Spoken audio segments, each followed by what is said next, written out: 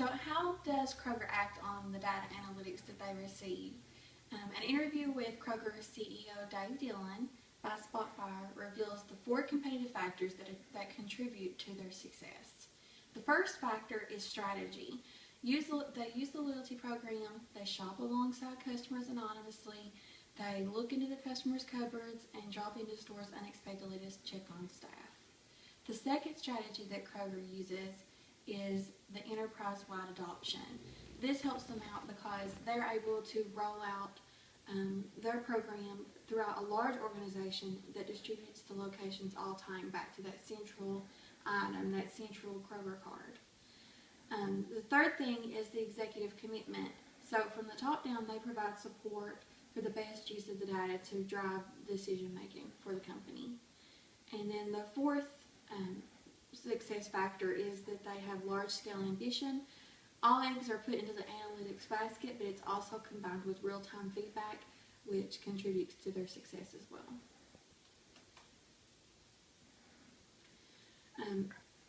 There's more to business intelligence than just getting ahead of the competition, and Kroger has demonstrated this. So Kroger's actually used business intelligence for customer safety. Kroger and its subsidiaries can use business intelligence to assure safety for its customers and to get information out quickly should the need arise.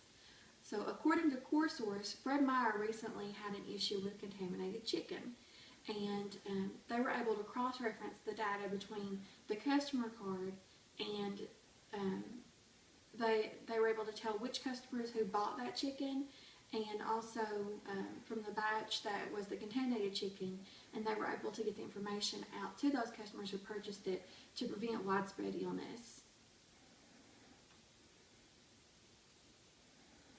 Also, Kroger is using analytics to shorten the wait time in their stores. Kroger uses 2 systems, one called IRISys and the other called QVision. QVision combines sensors over the doors and at the registers, and they have data feeds from the point of sale systems to make sure that customers never have more than one person ahead of them in line. IRISys is one of the 2 things that they're using, the second one, and it combines the sensors with an analysis system that considers the store layout, the staffing levels, transaction logs, time of the day, the time of the month to predict the checkout staffing needs. Both systems create that data that shows the number of cashiers that are available and will need to be available within the next 15 minutes and the next 30 minutes depending on how many shoppers are in the store. This has allowed Kroger to better schedule breaks and other tasks and resulted in increased customer and associate satisfaction because the customers are in a better mood, now the workers are in a better mood. So this has really benefited them. For my first discussion question, I had questioned whether the personalization has driven sales, but can too much personalization backfire? And my answer to that is too much personalization could backfire. It can have an off-putting effect. When I first received the mailer that was catered to my family, I was a little bit put off by it because I knew that they had been following my family's needs. They knew what kind of diapers we bought, they knew what kind of snacks we bought, they knew how many bags of apples we bought. So these were the things that they were sending me the coupons for, and it just had kind of a big brother effect to me.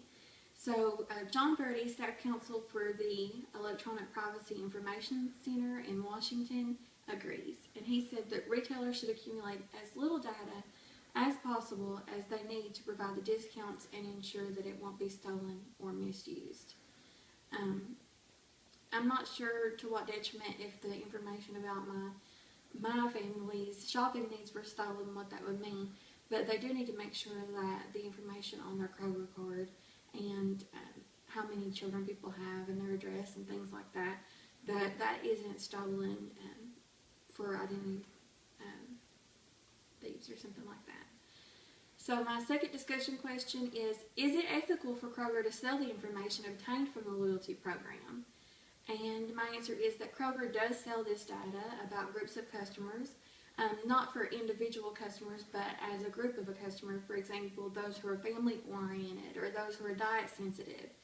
And it sells those trends to specific brands like Pepsi Company and Frito-Lay, but it doesn't sell the customer information like the address or email. In my opinion, as long as they're not sharing personal information, this is ethical. But they should strive to ensure that the individual information never gets stolen. And according to Simon Hayes, CEO of dunnhumby USA in Cincinnati, he said, "We understand that this is a long-term relationship, and if we do anything to exploit that relationship, we destroy the value for our client." So that kind of puts my mind at ease. Again, I chose Kroger to do my business intelligence study because of my personal experience with Kroger. I shop at Kroger for baby products, grocery products, HBA products, couponing, and gasoline. And through my use of my Kroger card, they have combined all of my shopping habits, and they send me the information that I'm interested in. And I thought that it was interesting to get to know how exactly they acquired all the information about me and my family, and how they're using it to improve their store.